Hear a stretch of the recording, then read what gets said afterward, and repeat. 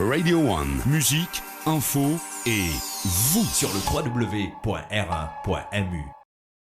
Alors, Madame Véronique Assel-Beller, directrice de communication de Vatel, bonjour. Bonjour. Alors là, nous parlons de quelque chose de très particulier. Tout d'abord, c'est la célébration des 10 ans de Vatel à Maurice. En 2009, là où tout a commencé, une école de gestion située en plein cœur de l'océan Indien qui a pour but d'étudier le management hôtelier. Vous qui êtes la directrice, dites-nous d'où est venue l'idée d'installer Vatel. Alors d'abord, l'idée de Vatel, elle est apparue dans la tête d'un homme qui s'appelle Alain Seban, qui est le président fondateur du groupe Vatel, qui en 1981 a voulu monter une école au départ de cuisine, de service en salle pour les hôteliers. Et il avait cette idée-là parce que il s'était aperçu que dans les lycées hôteliers, on voulait supprimer la pratique, les restaurants d'application.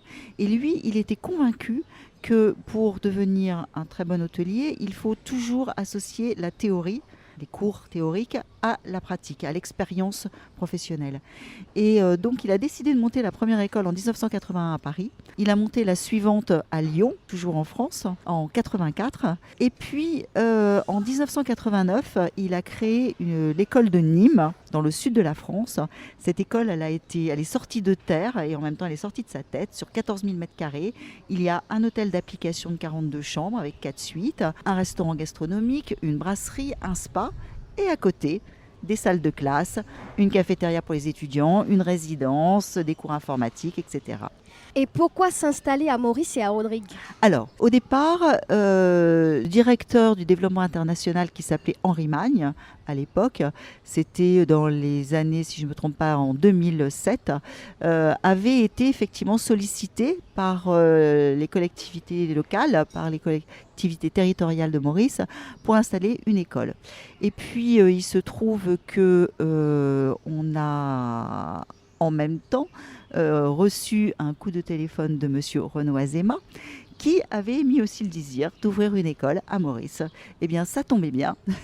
Les grands esprits se rencontraient et donc l'école de Maurice a pris naissance, a ouvert pour la première fois en 2009. Il se trouve que le groupe Vatel, c'est plus de 50 écoles dans le monde. On est présent sur tous les continents, sauf l'Australie. Donc, grosso modo, on est présent partout et toujours avec le même principe d'associer la théorie à l'expérience professionnelle. Et l'idée de développer les écoles Vatel dans le monde, c'était de se dire, ça a été la grande idée d'Alain Seban, c'était de se dire, on va faire l'inverse de ce que font par exemple des grandes écoles hôtelières suisses, plutôt que de faire venir des étudiants dans des écoles, et c'est très cher, et puis partir à l'autre bout du monde pour faire ses études, c'est difficile aussi pour un jeune qui a 17-18 ans. Et à ce moment-là, dans les années 2000, M. Seban a dit non, on va faire l'inverse, nous. On va développer les écoles dans le monde. Voilà. Et aujourd'hui, on est à bientôt une 60aine d'écoles. Alors, est-ce le rêve et l'ambition est-il encore plus grand ? Mais bien sûr. Notre président nous dit toujours à son équipe rapprochée, je veux qu'on atteigne le chiffre de 100. Alors, je ne sais pas si nous y arriverons, mais en tous les cas, c'est notre objectif. Actuellement, nous avons une nouvelle génération d'étudiants qui ont des attentes bien différentes de leurs aînés.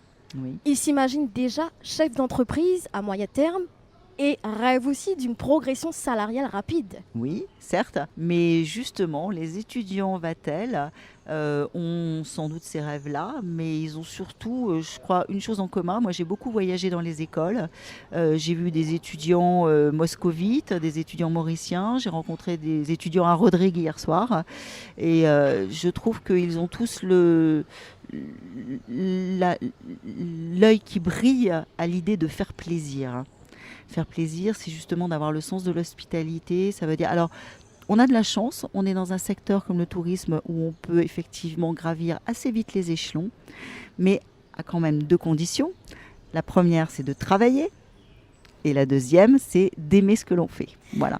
Alors, est-ce que les élèves arrivent-ils à trouver du travail assez vite ? Oui. Parce qu'une fois sur le marché, ils arrivent certes avec un diplôme académique, mais bien avec un diplôme professionnel. En fait, ils arrivent sur le marché avec un diplôme qu'ils ont acquis parce qu'ils ont eu une formation académique et une formation professionnel. Et c'est ça qui est extrêmement important. Aujourd'hui, on a des étudiants qui, lorsqu'ils arrivent en stage, pratiquent déjà, sont dans le bain, si je puis dire, avec les hôteliers, qu'on remercie beaucoup d'ailleurs, parce que les hôteliers accueillent nos étudiants en stage et ils ont un rôle très très important dans la formation. Mais nos étudiants, en fait, lorsqu'ils arrivent sur le marché du travail, ils sont passés déjà par plein de services dans l'hôtellerie. Donc, ils peuvent gravir tous les échelons très, très rapidement. Et font-ils souvent leur stage dans les hôtels 5 étoiles ? Oui, bien sûr. Après, tout dépend des choix de l'étudiant. C'est-à-dire que l'objectif, c'est qu'au cours de sa formation, on puisse le faire passer par toutes les catégories d'établissements, si possible. Ça peut être un boutique hôtel, ça peut être ce qu'on appelle un gros porteur avec 450 chambres. Mais en tout cas, ce que nous recherchons, c'est que l'étudiant de la première à la 5e année, il, si je puis dire, construise son projet professionnel et il se réalise au moment où il va arriver sur le marché de l'emploi. Il va trouver l'emploi, le poste qui lui correspond. Alors, quelle est la prochaine étape pour Vatel ? C'est de continuer à développer des écoles, que ce soit effectivement peut-être dans l'océan Indien, avec Monsieur Azema, ou en Afrique. Je crois que ce qui est très important et ce qu'il faut retenir, c'est que pour nous, c'est d'amener des écoles là où des pays et des jeunes en ont besoin. Des pays pour développer leur tourisme et des jeunes pour effectivement pouvoir se réaliser professionnellement. Heureux anniversaire. Je vous remercie. Et rendez-vous dans 10 ans pour le 20e. Exactement, rendez-vous dans 10 ans. Merci beaucoup Madame Véronique Asselweller. Merci, au revoir. Radio One. Sur le www.r1.mu.